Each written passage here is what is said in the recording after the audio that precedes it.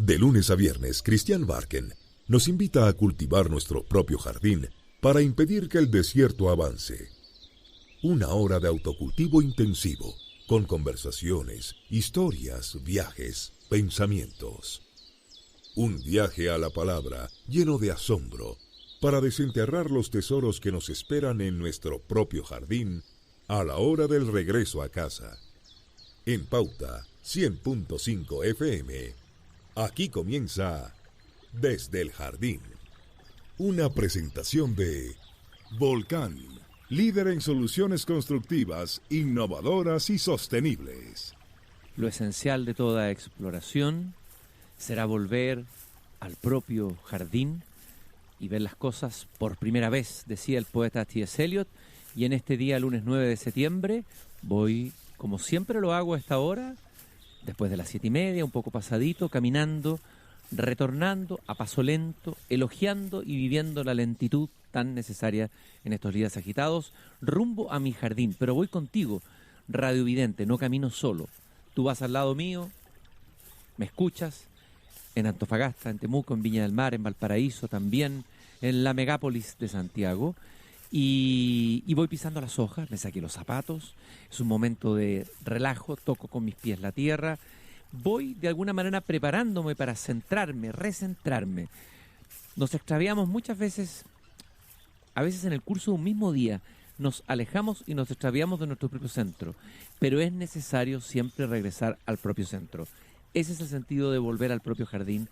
Y una de las tareas, si pudiéramos llamarlo así, de este regresar, es no regresar para uno mismo, para quedarse encerrado en una actitud solipsista dentro de uno mismo, dentro de como de su narcisismo, de su yo, de su ego. No se trata de eso. Se trata de regresar para abrirse a la realidad que está afuera, a aquello que nos llama con su presencia. Un ser humano con que nos cruzamos en un ascensor, en una esquina, un pájaro que nos canta en algún rincón, debajo de un árbol, las nubes que pasan sobre nuestra cabeza, el aire, en fin, los niños que están jugando en una plaza, todo aquello que es presencia pura y que nos llama para que la recojamos, para que demos testimonio de ella. Y los he invitado en estas semanas a una sección nueva del programa Desde el Jardín que se llama Mándate un haiku. El haiku es una forma poética japonesa creada en el siglo XVII y que consiste simplemente en 3 versos que sirven para rescatar todo aquello que acabo de nombrar. Los niños jugando en un jardín, alguien que se cruza a la salida del metro, un cerezo florecido, algo, alguien, presencia pura. Y quiero agradecer a todos los radiovidentes que nos han estado escribiendo a desdeeljardin@pauta.cl enviándonos su haiku. E incluso hay algunos que se han cambiado de nombre, se han puesto un seudónimo, se han bautizado en japonés, y como lo hacen los poetas que se cambian de nombre. Por ejemplo, Vania Macias se autobautizó como Ochiruha, que significa hoja que cae. Qué bonito que los japoneses tengan un nombre para la hoja que cae, que no es el mismo que para la hoja que está en el árbol. Ochiruha, hoja que cae. Y el haiku que he seleccionado de esta Aijin, o escritora de haiku, es: pequeños y desdichados pulgones, enamorados del crisantemo, marchitan su belleza en flor. Eso es todo. Algo tan aparentemente nimio. Unos pulgones. ¿Quién mira los pulgones? Bueno, los japoneses tenían esa relación animista con la naturaleza, y hay muchos haiku, por ejemplo, del gran poeta Isa Kobayashi, sobre pulgas, pulgones, moscas, moscardones. Esas a los cuales nosotros le echamos spray, no alcanzamos ni mirarlo y ya queremos deshacernos de todos los bichos. Y a veces fumigamos de manera destemplada nuestros propios jardines con sustancias químicas en vez de hacerlo con sustancias naturales. Pero resulta que hay un equilibrio en el jardín. Y esta radiovidente vio ese equilibrio y lo rescató en este haiku de 3 versos. Son solo 3 versos. No mucho adjetivo, no mucho sustantivo abstracto, no mucho verbo. Pequeños y desdichados pulgones, enamorados del crisantemo, marchitan su belleza en flor. Un estupendo haiku. También Alejandro Cofré, que se autobautiza como Tsumetai Kase, que significa viento frío, nos regala este haiku. Pan amasado de mujer de campo, caliente y crujiente, me quema. Precioso, ese pan calentito, amasado, que hace tan mal, entre paréntesis. Dice que la marraqueta es más sana que la yuya. Pero aquí en el fondo le está haciendo una haiku a esa yuya hecha en el campo por una mujer de campo. Y ese pan amasado de mujer de campo, caliente y crujiente, me quema. Ese hecho tan cotidiano, tan pequeño, ese pequeño goce rescatado en 3 versos de un haiku. Y el último es de Patricio Fuentes, que se autobautiza en japonés como Mienai o invisible. Almendro, florido de agosto. El picaflor bebe. Eso es todo, un bello haiku, muy simple, muy sereno, muy sencillo. Gracias por seguir enviándonos haiku a desdeeljardín@pauta.cl. El haiku nos invita a tener una actitud contemplativa, receptiva ante la realidad que nos rodea. Queridos radiovidentes, la verja de mi jardín está abierta. Me sale a recibir mi fiel... Ahí estamos escuchando las bandurrias que están a la salida o a la entrada del jardín. Y el zorzal fiel, amigo mío, me sale a recibir. ¿Hay alguien en el jardín, zorzal? A ver. No hay nadie. Estoy completamente solo en el jardín. Solitario como una montaña diciendo la palabra entonces. Así estoy en el jardín. Miro las montañas desde aquí, pero ya está oscuro. No se ve mucho, pero siento el sonido de los pájaros, el sonido del agua. Y cuando estoy solo, converso con los fantasmas. Converso con los que están ausentes, porque la ausencia también es una de las formas de la presencia.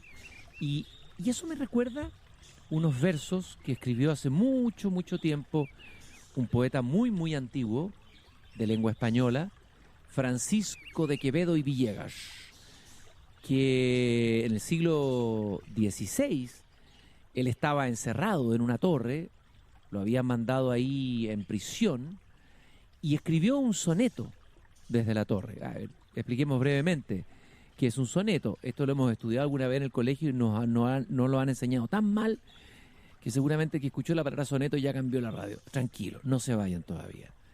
Yo los entiendo. Qué terrible es cuando te obligan a enseñar.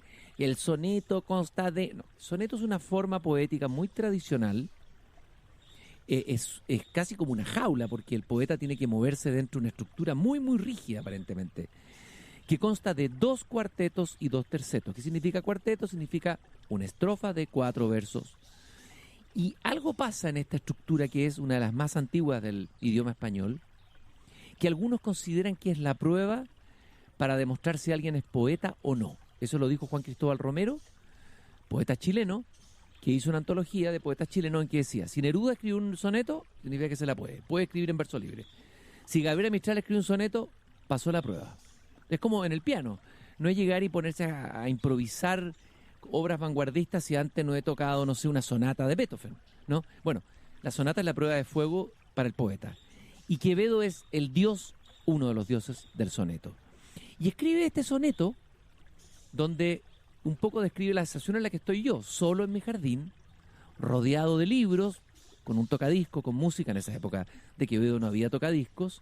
Y Quevedo dice: retirado en la paz de estos desiertos, con pocos pero doctos libros juntos, vivo en conversación con los difuntos y escucho con mis ojos a los muertos. Es muy bueno este cuarteto. Un hombre retirado en el silencio, aunque en realidad él estaba detenido, preso, ya voy a explicar por qué había hecho Quevedo para que lo mandaran a ese retiro o a ese exilio forzado. Está solo, pero acompañado de pocos pero doctos libros juntos. El libro siempre ha sido una buena compañía en la soledad. Pero lo bonito del cuarteto este de Quevedo es que él dice: vivo en conversación con los difuntos. ¿Y cómo conversa con los muertos?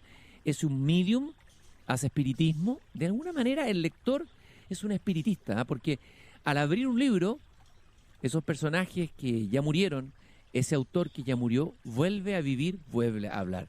Y por lo tanto, leer es tener una conversación con los difuntos. Y termina y cierra con este magistral verso. Y escucho con mis ojos a los muertos. Cuando yo leo, por ejemplo, este poema antiguo escrito en el siglo XVI, estoy escuchando con mis ojos al leer a los muertos que ya no están.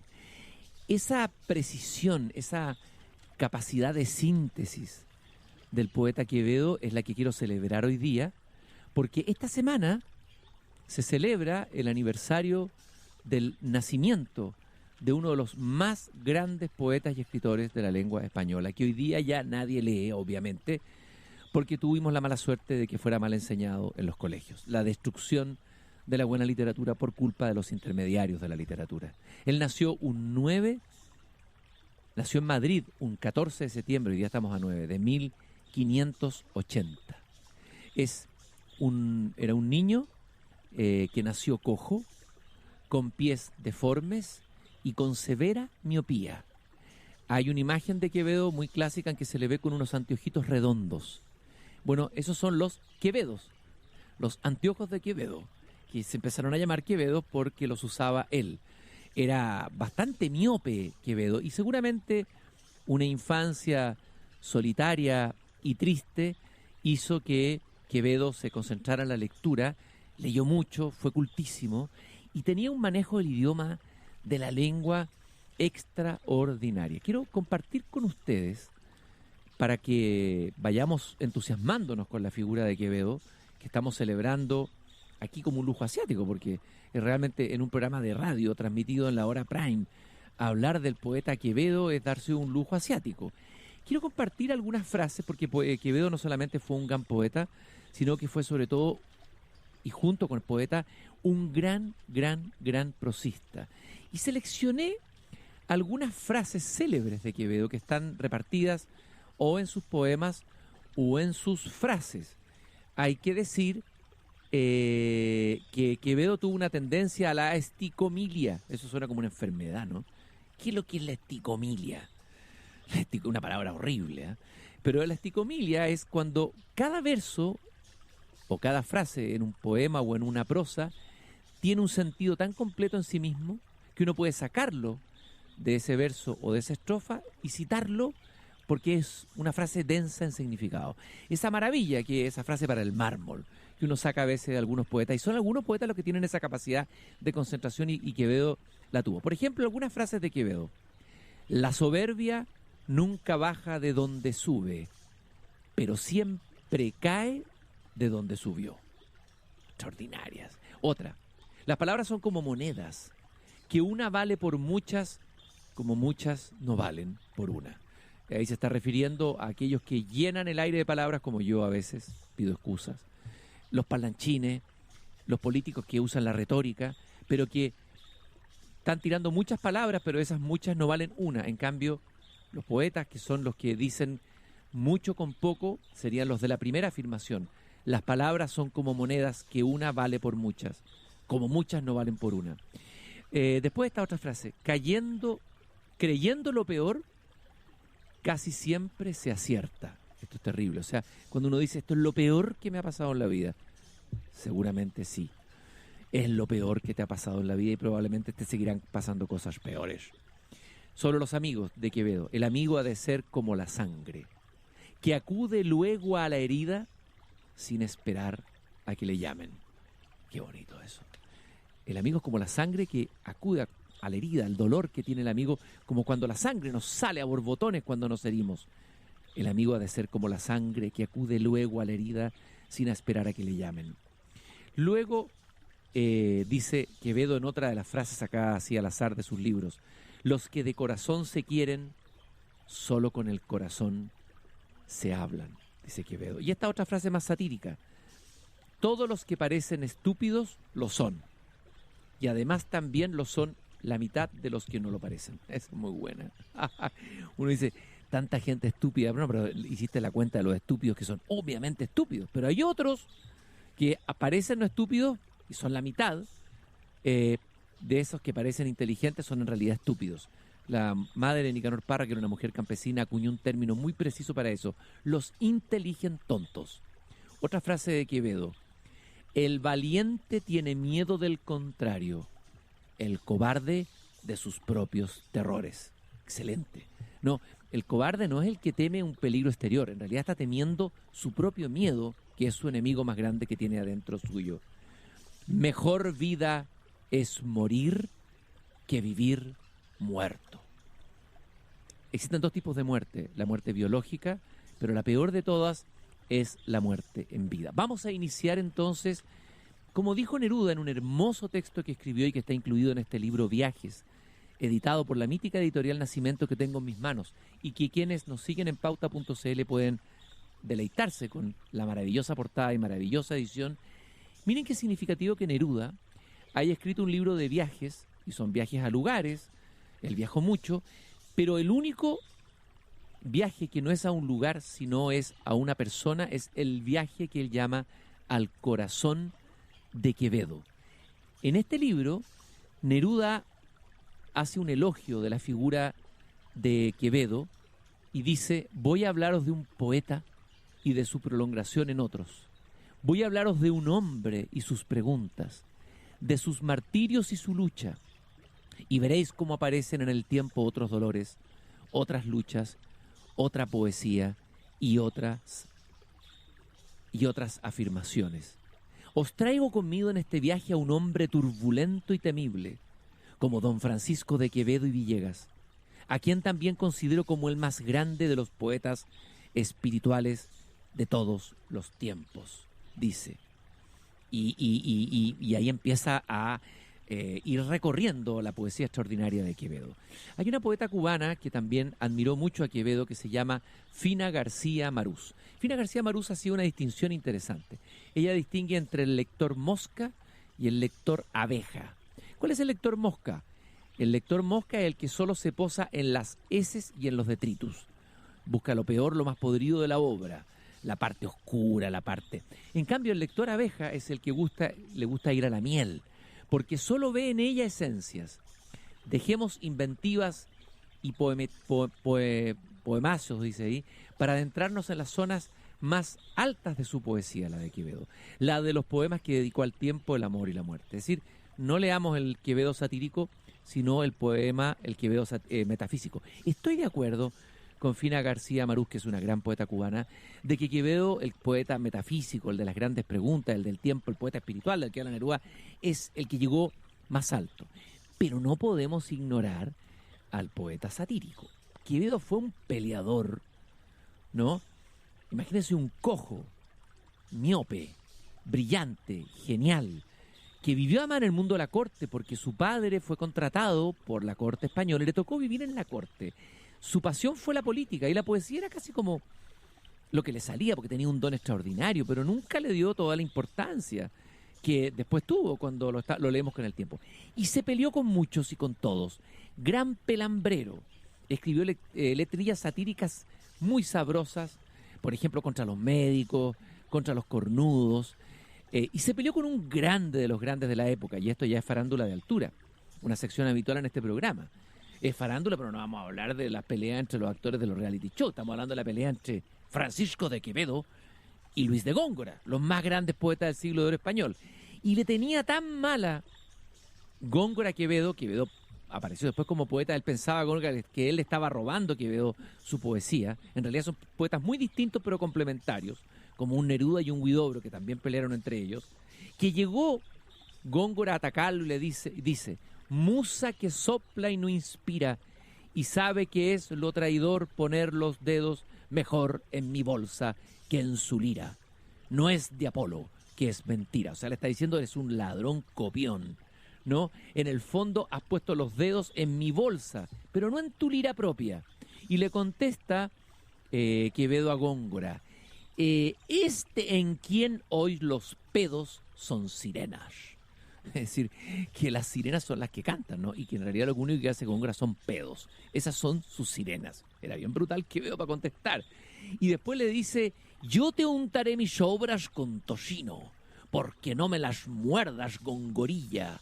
perro de los ingenios de Castilla, docto en puyas cual mozo de camino, apenas hombre, sacerdote indigno, que aprendiste sin Christus la cartilla, chacarero de Córdoba y Sevilla, y en la corte bufona lo divino.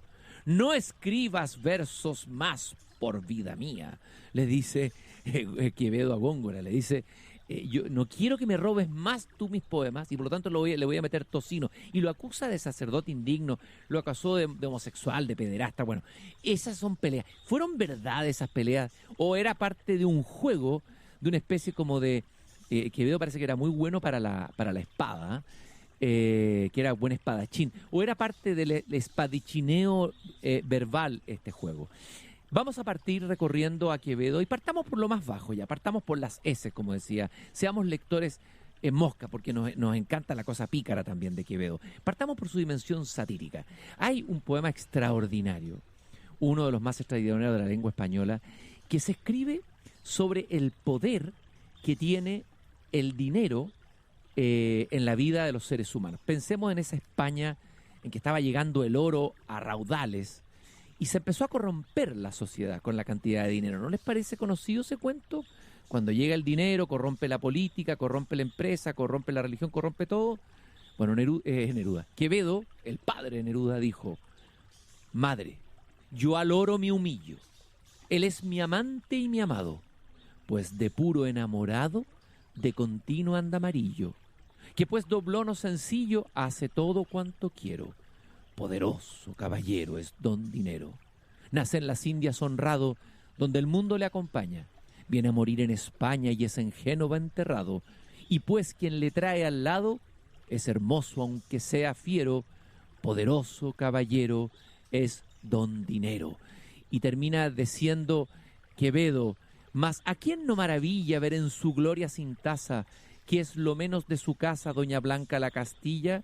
Pero pues da al bajo silla y al cobarde hace guerrero. Poderoso caballero es don dinero. Paco Ibáñez, un gran cantante español, tuvo el genio de musicalizar y hacer vivir estos poemas en unas interpretaciones notables. Una memorable en el concierto del Olimpia de París. Escuchemos la letrilla satírica sobre el dinero de Francisco de Quevedo, poeta del que estamos celebrando su cumpleaños esta semana, en la versión de Paco Ibáñez, Don Dinero.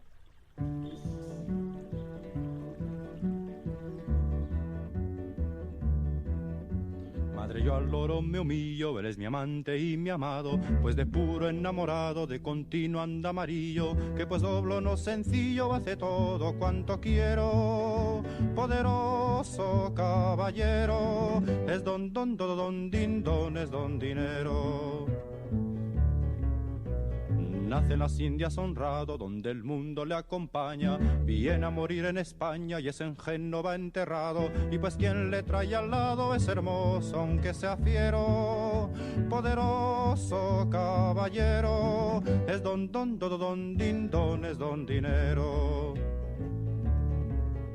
Es galán y es como un oro, tiene quebrado el color. Persona de gran valor, tan cristiano como moro, que pues da y quita el decoro y quebranta cualquier fuero. Poderoso caballero, es don din don, es don dinero.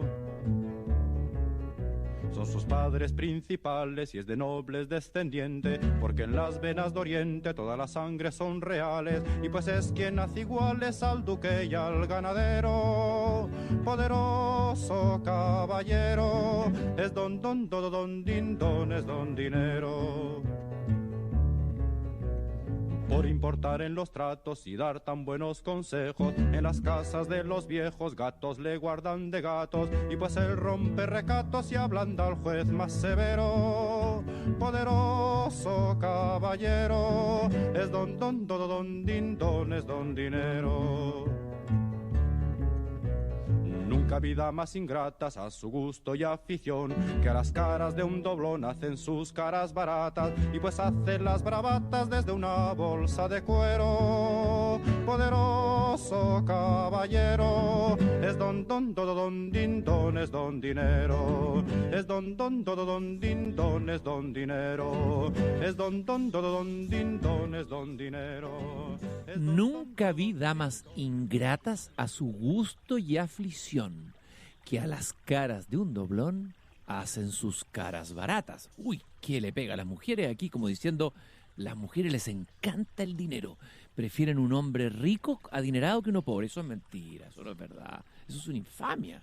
No puede ser. La mujer prefiere al mejor hombre, al más honrado. Digo, la mayoría de las mujeres, ¿no es cierto? ¿Por qué Quevedo es tan misógino en este poema? Se lo acusaba de misógino, ¿eh? En el fondo lo que está diciendo Quevedo aquí es que todos nosotros, hombres, mujeres, clérigos, reyes, políticos, todos, finalmente, intelectuales también, todos caemos de rodilla ante el dinero. En otra letrilla satírica sobre la pobreza y el dinero dice Quevedo: pues amarga la verdad, quiero echarla de la boca, y si al alma su hiel toca, esconderla es necedad.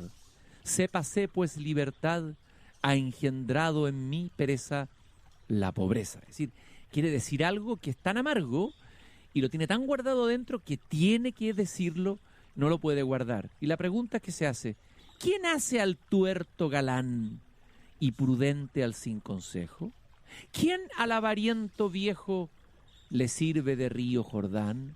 ¿Quién hace de piedras pan sin ser el Dios verdadero? El dinero. ¿Quién con su fiereza espanta el cetro y corona al rey? ¿Quién careciendo de ley merece nombre de santa? ¿Quién con la humildad levanta a los cielos la cabeza? La pobreza. Entonces va contestando, es bien genial todo lo que produce el dinero, todos estos milagros, ¿no es cierto?, que hace que el tuerto se convierta en galán y que se convierta prudente al sin consejo. ¿Y qué es lo que hace la pobreza? Que con la humildad levanta a los cielos la cabeza. ¿Quién los jueces con pasión sin ser ungüento hacia humanos? Pues untándole las manos les ablanda el corazón. Pensemos los jueces de Rancagua. Uy, perdón, no quise hablar de nadie en particular, que veo era así satírico, ¿eh? Esa gente de la Corte Suprema, esas platas que andan dando vuelta, repito los versos. ¿Quién los jueces con pasión sin ser ungüento hacia humanos? Pues untándolos las manos les ablanda el corazón. ¿Quién gasta su opilación con oro y no con acero? El dinero. Es el Quevedo satírico, el Quevedo brutal. Nos falta conocer el otro Quevedo. El Quevedo metafísico, el Quevedo de las grandes preguntas sobre el tiempo, la vida, la muerte. Un Quevedo que nos cala el espíritu, el corazón y que nos toca. Casi como una especie de Quevedo preexistencialista, pero en el siglo XVI. De eso vamos a hablar en la segunda parte del programa, en este homenaje que le estamos haciendo a uno grande, porque hay que recuperar a estos clásicos, estos poetas extraordinarios de la época de oro, de la lírica, de la poesía española, ¿no? El siglo de oro español, San Juan de la Cruz, Fray Luis de León. Se leía antes en los colegios y se enseñó tan mal que se dejaron de pasar, como se dice, porque esa era la materia. En las generaciones anteriores todavía están algunos de estos versos dando vueltas. Y nosotros, las nuevas generaciones, yo digo nosotros, soy viejo, pero más los que vienen abajo todavía, nadie les ha enseñado Quevedo, nadie les ha transmitido la fuerza. Estoy seguro que esta letrería satírica del dinero podría estudiarse en el colegio perfectamente y sigue siendo tan contemporánea como hoy, así como los poemas metafísicos de Neruda. Decir que este programa es auspiciado por Volcán, experto en soluciones constructivas sostenibles que aportan habitabilidad, confort y seguridad a estas y las otras generaciones. Quiero terminar yendo a pausa con un poema de amor, pero también satírico y un poquito subido de tono. Como hay damas que me están escuchando a esta hora, no voy a escoger los más fuertes de Quevedo, pero este es picarón, veamos.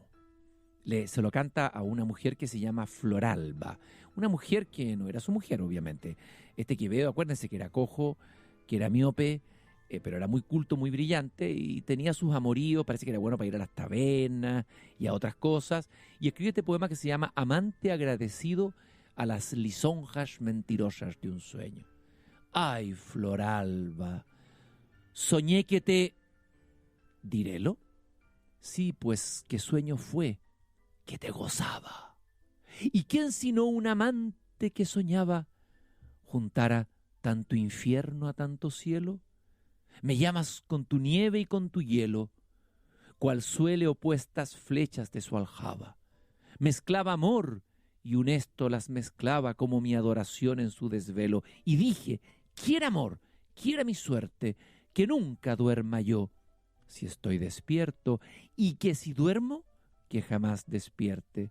Mas desperté del dulce desconcierto, y vi que estuve vivo con la muerte, y vi que con la vida estaba muerto. Francisco de Quevedo a una dama. Regresamos en unos segundos más aquí en Desde el Jardín.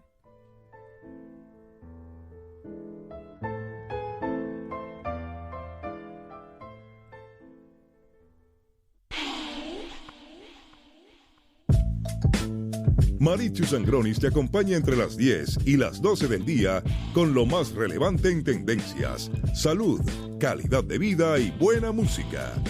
Sintoniza Un Día Perfecto en Pauta 100.5 en Santiago y en todo Chile en pauta.cl. Pauta en la palma de tu mano. El tema del día y todas las noticias que debes saber en la pantalla de tu celular. Además de nuestras señales de radio y streaming en vivo. Todos nuestros programas on demand para ver y oír cuando quieras y donde quieras. Nuestra nueva aplicación ya está disponible en App Store y Google Play. Fácil de descargar y usar. Todos los contenidos de Pauta en la palma de tu mano.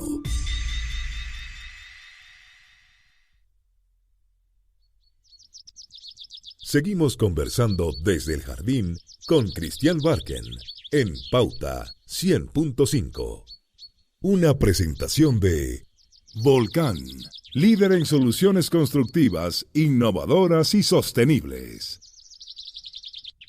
José Martí, el gran poeta y ensayista cubano, dijo en el siglo XIX esta afirmación sobre Quevedo. Dijo que ahondó tanto en lo que venía que todos los que hoy vivimos con su lengua hablamos. O sea, todos los hispanohablantes, de alguna manera le debemos a Quevedo una cierta renovación en el idioma.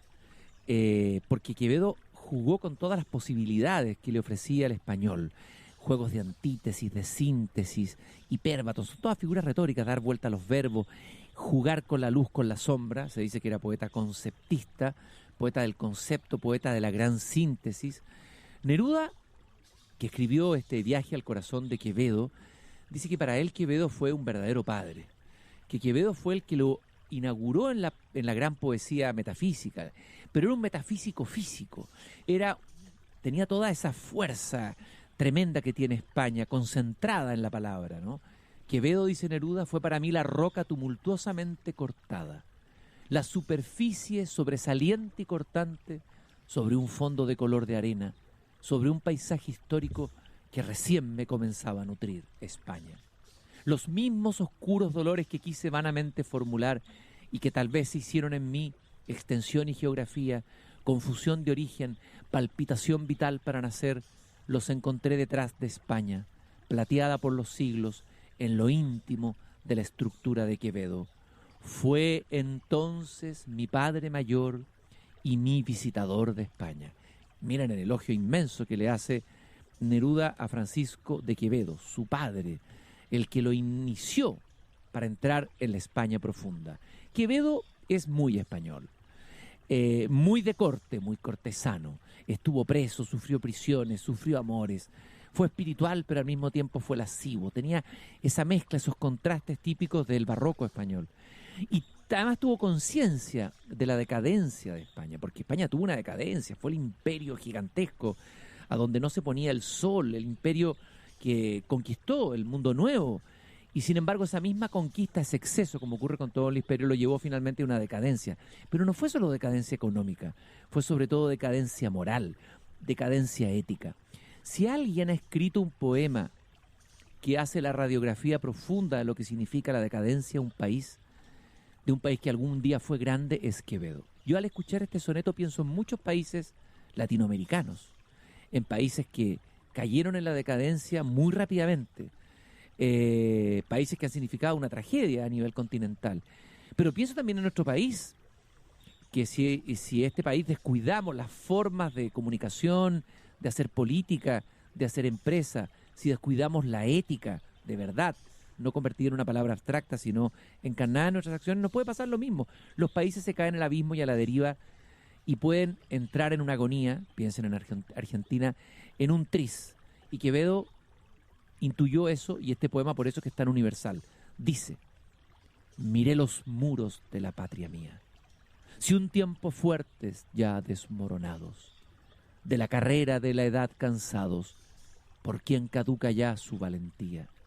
Salíme al campo, vi que el sol bebía los arroyos del hielo desatados, y del monte quejosos los ganados, que con sombras hurtó su luz al día.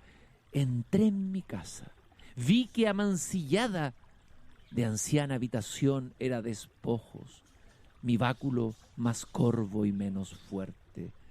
Vencida de la edad sentí mi espada, y no hallé cosa en que poner los ojos que no fuese recuerdo de la muerte.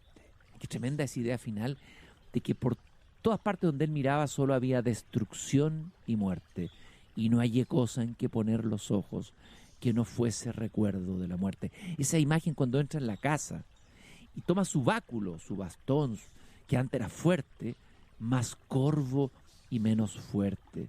Ve que su anciana habitación era despojo, ¿no? Y habla de esa patria que algún día fue fuerte, pero que ya es desmoronada, ¿no? Que perdió su valentía, que perdió su vigor. Esto lo sintieron seguramente los españoles en la Guerra Civil Española, lo sintieron los alemanes en la Segunda Guerra Mundial, y lo seguimos sintiendo porque es muy fácil que se desmoronen los muros de la patria mía. También Quevedo, que era tan sensible al desmoronamiento, a la finitud, fue capaz de escribirle a un rosal, a una rosa, lo que significa la vanidad, la fatuidad, la finitud de todo. Escuchemos este poema Rosal, interpretado por el gran Paco Ibáñez sobre el poema de Francisco de Quevedo.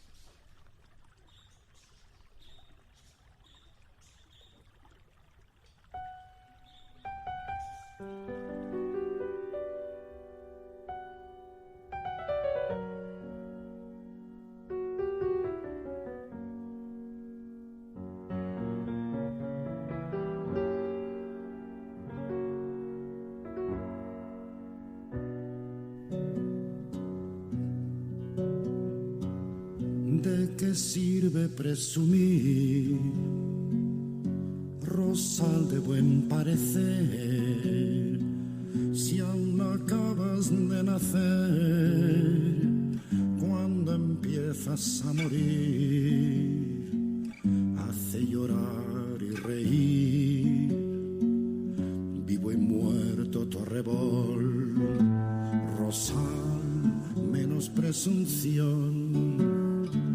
¿Dónde están las clavellinas? Pues serán mañana espinas las que ahora rosas son. Rosal, menos presunción. ¿Dónde están las clavellinas?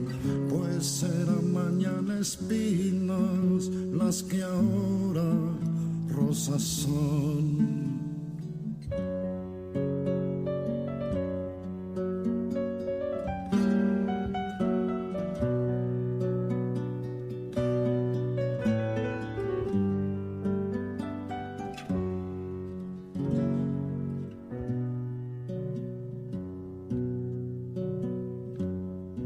Es muy grande la ventaja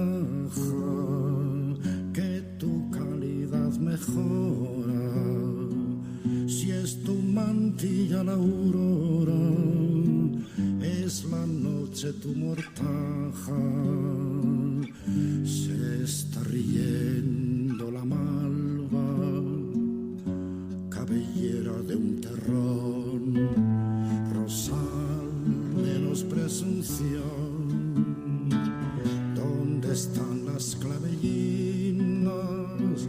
Pues serán mañana espinas las que ahora rosas son. Rosal, menos presunción. están las clavellinas?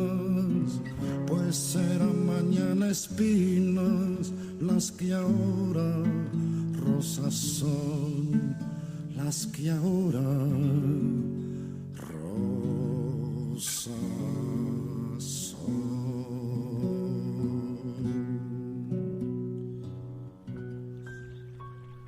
¿Dónde están las clavelinas? Hagámonos la pregunta. La pregunta para ese rosal. ¿Y no somos más fatuos y más vanidosos que el rosal y nos creemos eternos? Bueno, Quevedo nos viene a enseñar que la muerte nos está pisando los talones. Él fue un estoico, discípulo del gran pensador Séneca en España. El estoicismo acepta la finitud, abraza la finitud. La condición del hombre es finitud. Pero no hay que alarmarse ante la muerte. Sin embargo, en Quevedo hay una mezcla de resignación estoica, pero también de grito angustiado ante la finitud. Neruda esto lo captó muy bien en su maravilloso ensayo Viaje al corazón de Quevedo. Dice que él vio a través de su espectro, la grave osamenta, la muerte física, tan arraigada a España. Este gran contemplador de osarios, o sea, de restos de huesos, ¿no? Me mostraba lo sepulcral, abriéndose paso entre la materia muerte, con un desprecio imperecedero por lo falso hasta en la muerte. Le estorbaba el aparato de lo mortal, iba en la muerte derecho a nuestra consumación, a lo que llamó con palabras únicas la agricultura de la muerte. Quevedo habló de la agricultura de la muerte, o sea, la muerte de alguna manera es una agricultora con nuestro propio ser, ¿no? Pero ¿cuánto le rodeaba, dice Neruda? La necrología adorativa, la pompa y el sepulturero fueron sus repugnantes enemigos. Fue sacando ropaje de los vivos. Su obra fue retirar caretas de los altos enmascarados para preparar al hombre a la muerte desnuda. Para Quevedo, la metafísica es inmensamente física. Hay una sola enfermedad que mata, dice Neruda, y es la vida. Hay un solo paso y es el camino hacia la muerte. Eso lo dijo Quevedo en todas partes, en su prosa y en su poesía. Y aquí estamos entrando en el Quevedo metafísico. Cuando Quevedo dice en una parte de uno de sus libros, ¿cómo puede temer la muerte quien no tema el haber nacido? Y quien teme el haber nacido, ¿por qué teme a la muerte? ¿Cómo puede dolerse de morir quien se alegra de ser hombre? ¿Qué razón haya el hombre mortal de temer lo que es? ¿De qué sirve temer lo que no se puede evitar? Fuerza es que quien teme la muerte tema la vida, porque toda la vida es muerte. ¿Teme el hombre al postrer instante de su muerte? Y ama los muchos años de ella. ¿Quién es tan necio que tema que se acaba lo que aborrece? Dice Francisco de Quevedo. Jugando con las palabras nos hace ver esta paradoja que le tememos horror a la muerte, pero resulta que la muerte está metida adentro de nuestra vida. Está desde el momento en que respiramos, desde que nacemos, como decía Heidegger, ya somos viejos, estamos listos para morir. Y aquí vienen los sonetos extraordinarios, de los que solamente voy a hacer una especie de cata de Quevedo sobre la finitud, sobre el paso de la vida. Por ejemplo, este maravilloso poemazo sobre la brevedad de la vida de Quevedo. Ah, de la vida, nadie me responde. Aquí de los antaños que he vivido, la fortuna mis tiempos ha mordido. Las horas mi locura las esconde, que sin poder saber cómo ni a dónde, la salud y la edad se hayan huido. Falta la vida, asiste lo vivido, y no hay calamidad que no me ronde. Ayer se fue, mañana no ha llegado, hoy se está yendo sin parar un punto. Soy un fue, y un será, y un es cansado. En el hoy y mañana y ayer, junto pañales y mortaja, y he quedado presentes sucesiones de difunto. Qué tremendo poema de Quevedo. Primero la primera pregunta. Ah, de la vida, ¿nadie me responde? Eso es lo primero, ¿no? Lo segundo y lo más potente, el tema del tiempo, cuando él dice, ayer se fue, mañana no ha llegado, hoy se está yendo sin parar un punto. Quevedo, dice Fina García Marús, la poeta cubana, que escribió un maravilloso ensayo sobre Quevedo, no encontramos nunca en Quevedo el sentimiento del pasado, del futuro, pues todo en él se ve, es un tránsito, todo es mordido y roído, es el transcurrir. Y este cierre genial: soy un fue y un será y un es cansado. También en este otro soneto, pero de genio nomás, describe Quevedo esa sensación que tenemos cuando nos tomamos conciencia y no estamos anestesiados, ¿no? Cuando no estamos pantallizados, cuando tomamos conciencia de cómo el tiempo se nos va yendo, se nos pasa. Somos el tiempo, como decía Borges, ¿no? El tiempo es un fuego, que queme yo soy ese fuego. Eso viene de Quevedo. Cómo de entre mis manos te resbalas, oh, cómo te deslizas, edad mía.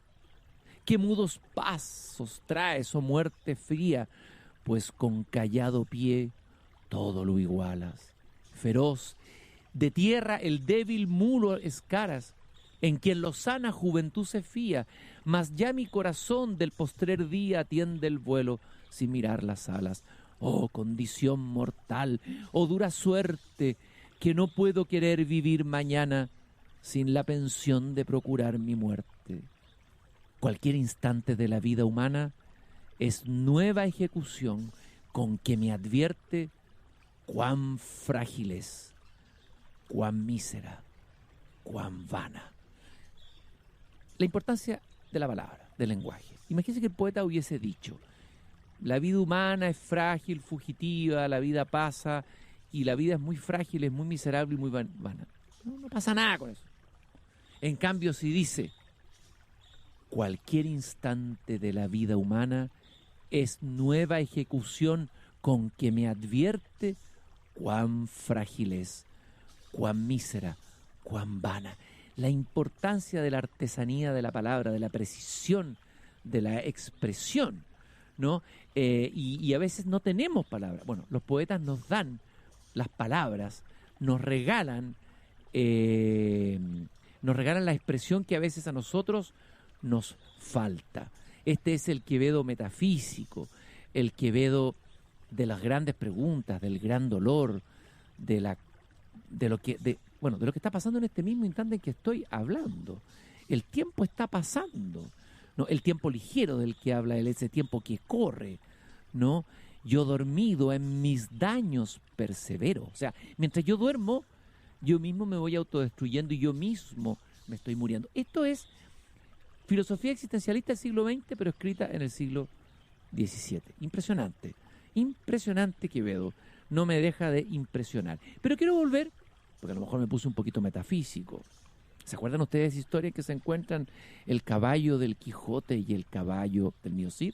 Bueno, me está pasando lo mismo a esta hora de la tarde, es que no he comido. Resulta que el caballo del Quijote empieza con elucubraciones metafísicas, la finitud, y el caballo del Cid le dice: ¿metafísico estáis? Y contesta Rocinante: es que no como. Es decir, como mi dueño no me da de comer, me he puesto divagatorio y parece que hay que comerse un buen chunchul y olvidarse de todas estas metafisicadas del tiempo. Un poemita satírico extraordinario. Como ustedes saben, este humilde servidor y jardinero tiene una nariz prominente. O sea, yo nací en Arizona. O sea, nací en el país de los nasones y narigones. Resulta que Quevedo quiso burlarse de Góngora. Otra vez Neruda, y que Góngora, era bien narigón, tenía una nariz fuerte.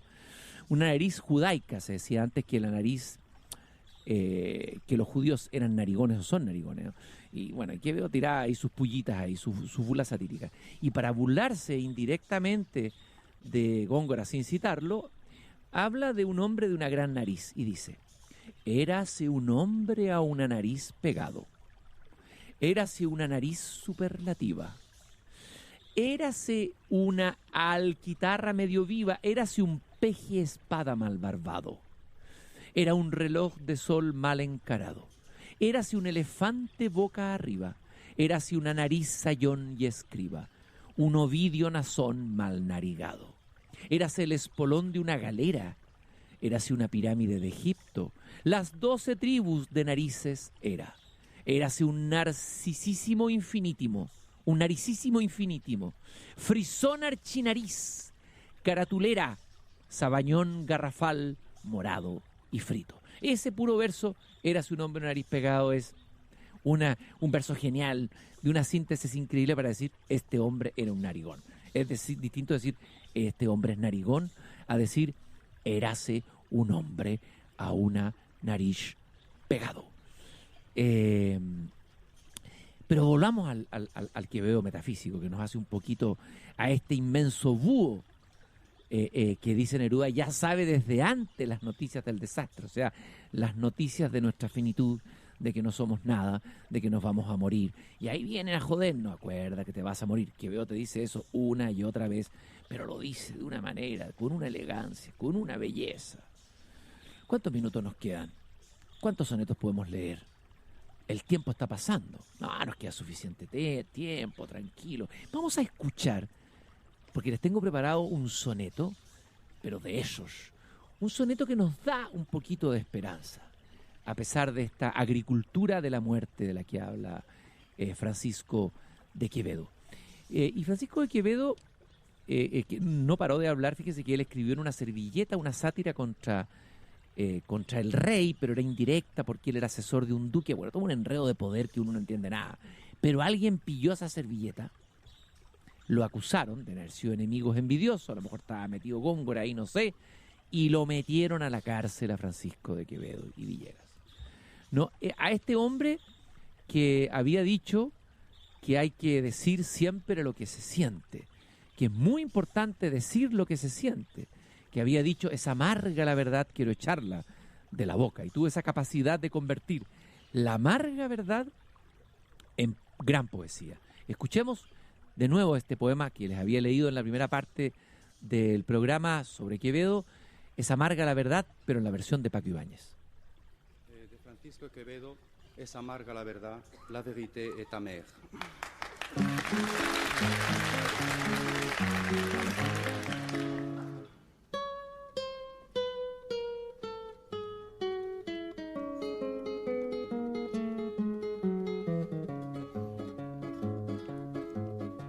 Pues amarga la verdad, quiero echarla de la boca. Y si al alma suya él toca, esconderla es necedad. Sépase pues libertad ha engendrado en mi pereza la pobreza. Quien hace al ciego galán y prudente al sin consejo. Quien al avariento viejo le sirve de río Jordán. Quien hace de piedras pan sin ser el Dios verdadero, el dinero.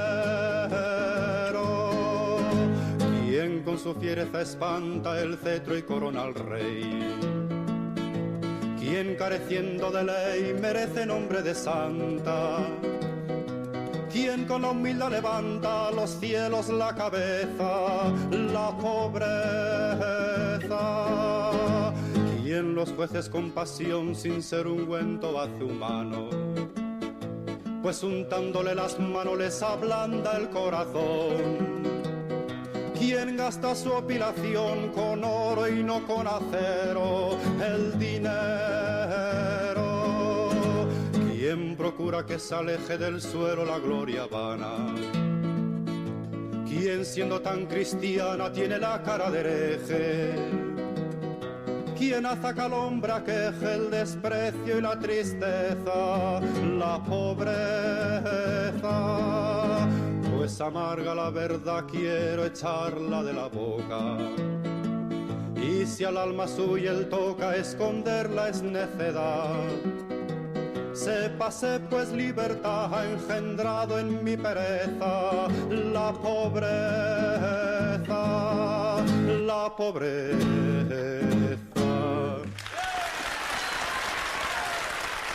Durante mucho tiempo no se tenían muchas noticias biográficas de Quevedo, informaciones contradictorias. El redescubrimiento de Quevedo es bastante reciente y tiene que ver también con los poetas de la generación del 26, los muchachos que se fueron amigos después de Neruda. Neruda ayudó mucho a la recuperación de Quevedo como uno de los más grandes poetas. También Borges le escribe unos elogios y se pregunta por qué Quevedo no está entre los grandes como Shakespeare. ¿Por qué? Porque tal vez era demasiado literario. Es una pregunta que se hace. Es un hombre, es un poeta fundamentalmente literario, ¿no? Que se alimenta de la palabra misma. Pero Si alguien se interesa en el personaje de Quevedo, hay una novela de Arturo Pérez Reverte, publicada el año 96, Las Aventuras, es una saga en realidad, El Capitán Alatriste. Es muy entretenida esta novela porque cuenta la historia de Diego Alatriste, un veterano de la Guerra de Flandes, que se transforma en un sicario en Madrid en el siglo XVII. Ahí tenemos todo el fresco de la época. Yo entrevisté a Arturo Pérez Reverte hace muchos años, él fue corresponsal de guerra, y después se transformó en un novelista de aventuras y escribe muy buenas novelas de aventuras. Bueno, y Quevedo aparece ahí como el espadachín del Capitán Alatriste, como el amigo personal de este veterano de la Guerra de Flandes y sicario. Y aparece como un personaje apasionado, ingenioso, un excelente espadachín, un tipo alegre, con mucha vitalidad, con mucha personalidad al lado de la reserva y tosquedad del personaje Alatriste. Léanse entonces, si pueden, dentro de la saga Las Aventuras del Capitán Alatriste de Arturo Pérez Reverte, un buen retrato de los más vitales contemporáneos que hay sobre Francisco de Quevedo. Francisco de Quevedo terminó en la cárcel, esto es importante decirlo. Para Neruda es el primero de los poetas mártires de la historia de la poesía española. Pensemos que muchos poetas murieron trágicamente, pensemos en la muerte terrible de Miguel Hernández en la cárcel, pensemos en la muerte asesinado de García Lorca, pensemos en la muerte de Antonio Machado en el exilio y pensemos en Quevedo en prisión, del que no tenemos muchos detalles. Seguramente el poder de la palabra que tenía, y los poetas en ese momento eran escuchados y admirados, él era muy conocido por su letrilla satírica a nivel popular. Seguramente estaban preocupados sus enemigos de que hablara de ello y obviamente que inventaron alguna cosa para meterlo en la cárcel. En una de sus últimas cartas escritas desde la prisión, Quevedo dice: si mis enemigos tienen rencor, yo tengo paciencia. El ánimo que está fuera de la jurisdicción de cerraderas y candados se destaca desde la tierra al cielo y va y viene descansando de jornadas inmensas. Ahí tenemos un Quevedo que de alguna manera en la prisión comienza a trabajarse a sí misma. Dice que fui traído en el rigor del invierno, sin camisa, de 61 años a este convento real de San Marcos del León, donde he estado todo este tiempo en rigurísima prisión, enfermo con 3 heridas, que con los fríos y la vecindad de un río que tengo a la cabecera, se me han cancerado.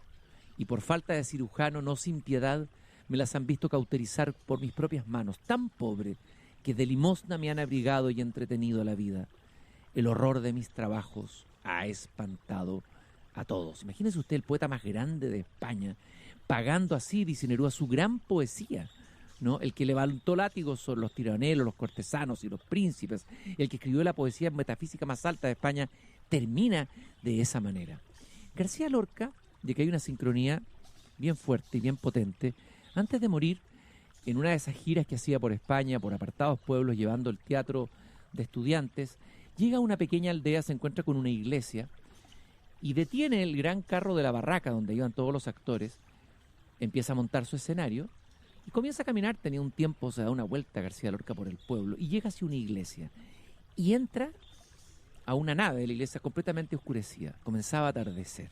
Ve unas viejas tumbas junto a las paredes antiguas y de pronto comienza a leer las tumbas, los epitafios, y en una dice: aquí yace la lápida de don Francisco Federico, dice Neruda, imagínense, la lápida don Francisco, y se da cuenta que el que está enterrado ahí es Quevedo, caballero de la Orden de Santiago, patrono de la villa de San Antonio Abad. Bueno, y ahí como que se detiene y queda tan impresionado García Lorca de encontrarse ahí con la tumba de Quevedo que decide volver a remontar a todos los actores y salir de este pueblo. Poco tiempo después, la muerte trágica lo alcanzaría a él como uno de los poetas trágicos de la historia de España, de la lista larga de mártires de poetas a través de la historia. Recién en el 2009 fueron identificados definitivamente los restos de Quevedo en la cripta de Santo Tomás, en la iglesia de San Andrés Apóstol. Y yo les prometí un poema, tal vez el más bello de todos los poemas de Quevedo, el más perfecto, el más potente y el más espiritual, en donde de alguna manera el amor logra derrotar a la muerte, el amor en el sentido más alto de la palabra. Es un soneto impresionante que se llama Amor constante más allá de la muerte. Cerrar Podrá mis ojos la postrera sombra que me llevare el blanco día, y podrá desatar esta alma mía, ora a su afán ansioso lisonjera. Mas no de otra parte en la ribera dejará la memoria donde ardía. Nadar sabe mi llama la agua fría, y perder el respeto a ley severa. Alma a quien todo un Dios prisión ha sido, venas que humor a tanto fuego han dado, médulas que han gloriosamente ardido, su cuerpo dejará, no su cuidado, serán ceniza, mas tendrá sentido, polvo serán, mas polvo enamorado. Qué impresionante ese verso final. El hombre, es verdad, es derrotado por la muerte, pero hay algo en el hombre que es el alma, el espíritu. Y Quevedo cree que el alma nada, porque dice, nadar sabe mi llama al agua fría de la muerte, ¿no? Y por eso le pierde respeto a la ley severa de la muerte. Esa alma que ha estado en una prisión que es el cuerpo. Esa alma que al mismo tiempo ha amado porque tuvo humor, el humor del cuerpo, que ha ardido en el fuego de la pasión, las médulas que han ardido. Todo eso probablemente lo dejarán, pero lo que no dejará es su cuidado. Qué bonita la palabra cuidado. Seremos ceniza, mas tendremos sentido. Dice Quevedo, seremos polvo, más polvo enamorado. Tal vez ese es uno de los versos más bellos de todos del idioma español. Polvo serán, más polvo enamorado. Polvo eres y en polvo te convertirás. Sí, pero polvo enamorado. Volcán auspicia este programa. Volcán, experto en soluciones constructivas sostenibles que aportan a vitalidad y confort y seguridad a esta y las próximas generaciones. Nos vamos a despedir con un romance satírico, cantado también por Paco Ibáñez, que es un pelambre a los médicos. Uno de repente se enoja con los médicos. Si ustedes se han encontrado con un médico inescrupuloso, que ha hecho un mal diagnóstico, un negociante, digámoslo con todas sus letras, se van a refocilar con estas letrillas satíricas de Quevedo, con la que estamos terminando este homenaje al nacimiento de Quevedo en esta semana, pero hace varios siglos. Pues me hacéis casamentero, Ángela de Mondragón, escuchad de vuestro esposo la grandeza y el valor.